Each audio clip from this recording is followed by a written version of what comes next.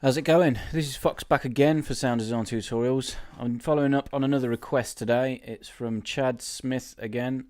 The last one I did for him was the Me&My toothbrush on the wall bass. It's another track by them. It's a remix this time. It's a track by Lika or Lika Morgan called Gone Tomorrow. It's a new disco sort of deep house bass. I'll do a link in the description so you can listen to this if you want to compare the basses directly.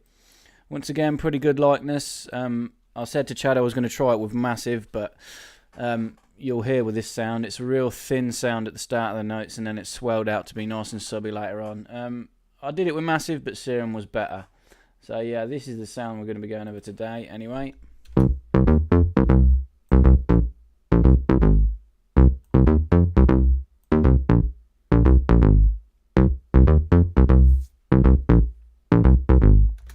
It's a new disco sort of deep house bass.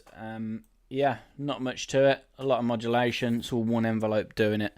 Mainly when I do these deep house basses, I use one envelope. Nice plucky attack, short decay to control all of the parameters that I want to control. So yeah, I'll need to quickly duplicate this, drag this over here so I can see what I'm doing, and swap to scene 2 for you. There we go. Make sure you can see the knobs moving, which you can. Good. Okay, right, we're all set. I'm going to go ahead and initialize this preset then. I could tell by listening to the sound straight away it was made with saw waves. So I've got two oscillators, both A and B, with a saw wave on them as it comes as standard. Click on both A and B so they're both going into the filter. We're going to use a low pass filter.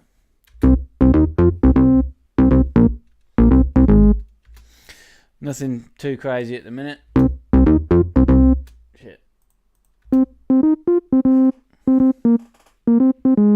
Two sawtooths side by side sound nothing like the original sound. When you pitch a sawtooth down, it starts to get real grainy. That's how you get that grit in the sound. Both of them are pitched down 2 octaves.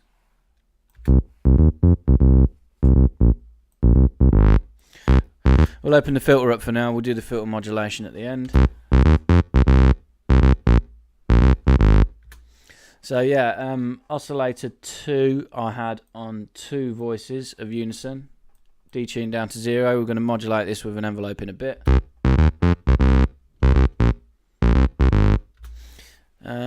Oscillator A, I had no voices unison. I didn't touch any of the parameters. The only thing I did was I chose a warp mode and I choose asymmetry plus and minus. This, when it's to the left, when it's to the right, it squashes the saw wave to the right. When it's to the left, it squashes the saw wave to the left. I'll show you the difference between the two.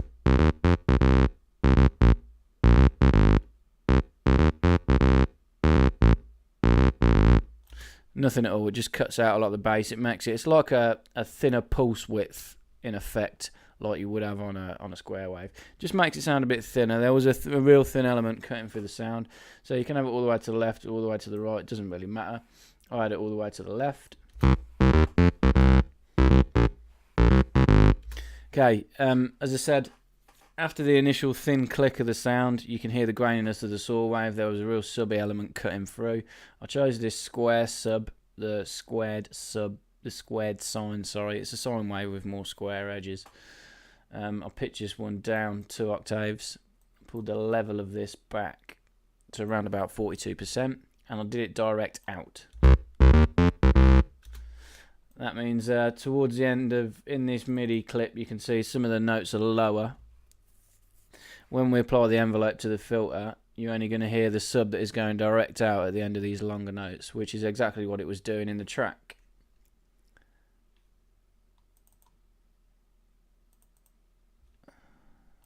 See on the back.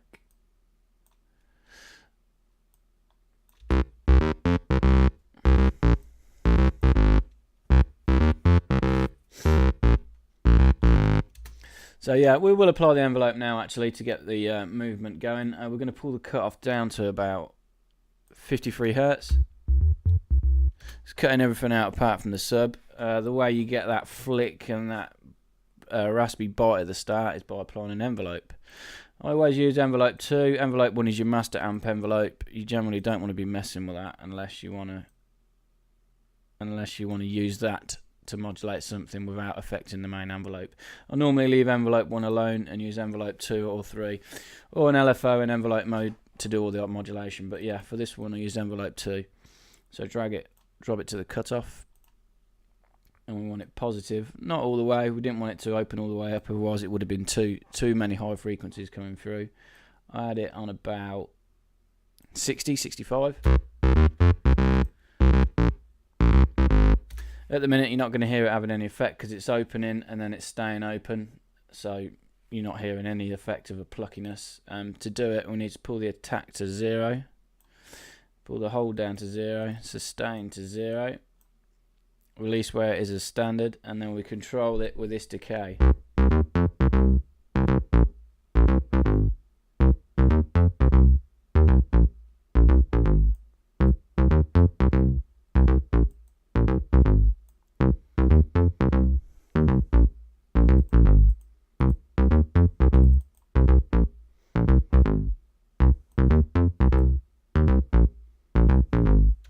You can hear some real slight clicking at the start of the notes. We're just going to give it a tiny little bit of release on the amp envelope. That should stop any clicking.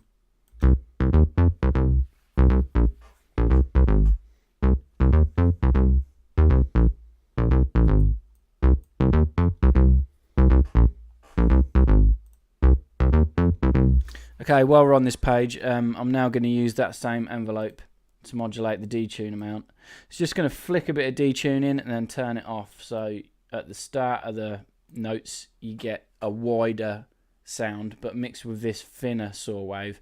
It all helps to just help the sound a bit more full, which that one certainly did. I'm quite sure that was made with an analog synth. The more and more I listen to it over a lot. I think the original would have been made with an old analog hardware synth. So yeah, just flick this detune on round to about 15.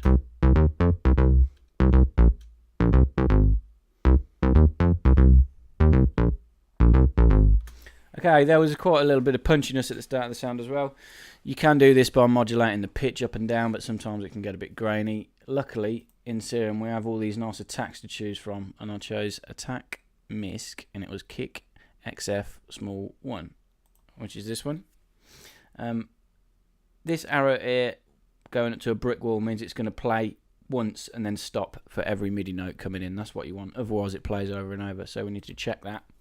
We want to key check it so it keeps it in pitch with the notes that are being played, and we want the starting pitch to be down. I had it negative about -16. As you can hear, that's too much with the volume round on full. I had the volume on dead 0. Use this same envelope to flick it in and then pull it out. So you're just getting the kicky attack at the start of the notes.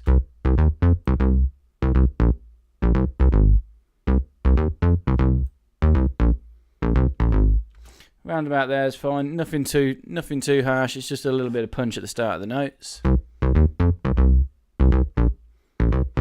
Okay, we're going to drive this filter now.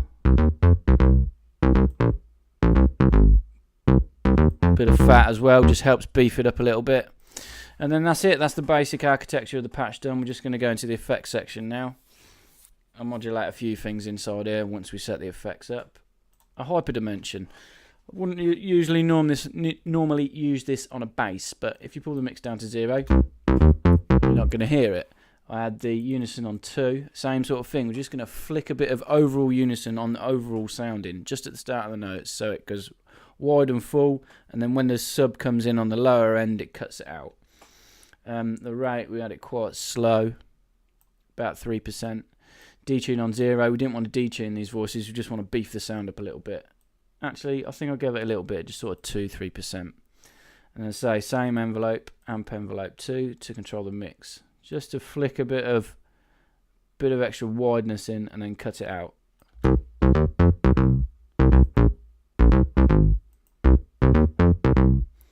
I'll turn it on and off, it's quite subtle.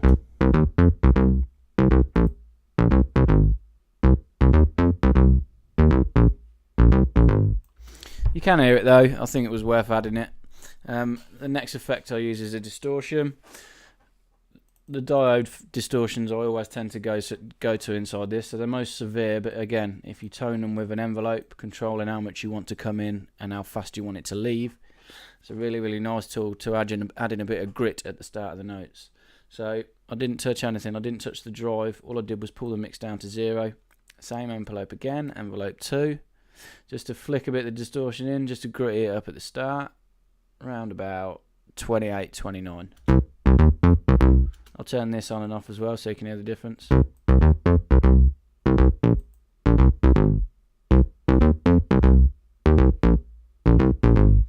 Again, all adds, all these subtle little layers, things coming in and then flicking out, all helps.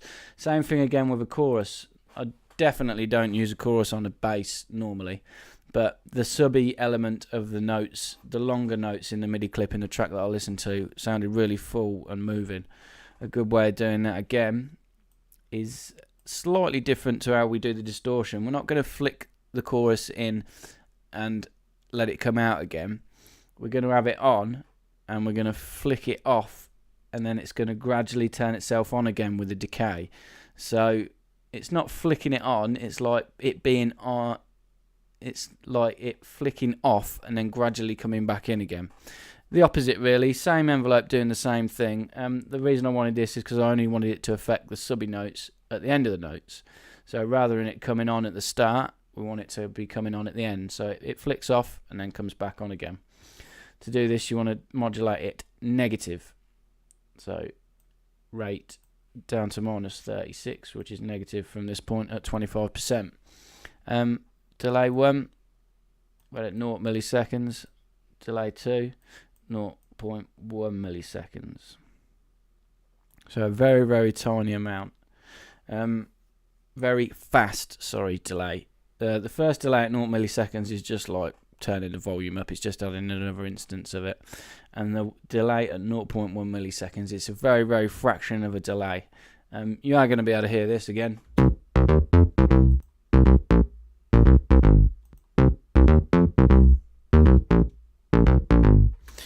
All these subtle little things help to make the sound fuller. But yeah, that is it. That is the patch done. So it wasn't really too difficult. Pretty good likeness. Not as close as I managed to get on the last one.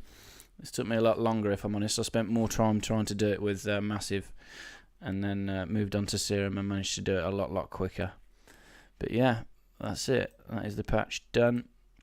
I'm going to put this in my Serum sound pack when it's finally finished, with all the other requests and the bits and bobs that I've got going on. I've got quite a few patches in here at the minute, as you can see. I'm on about 80, I think. I want to get to about 120. It's just a mixed bag, really. I'm going to call it EDM Essentials. When it's finished, I'll put a link in the description to all my Serum videos of where you can buy it if you want to buy it.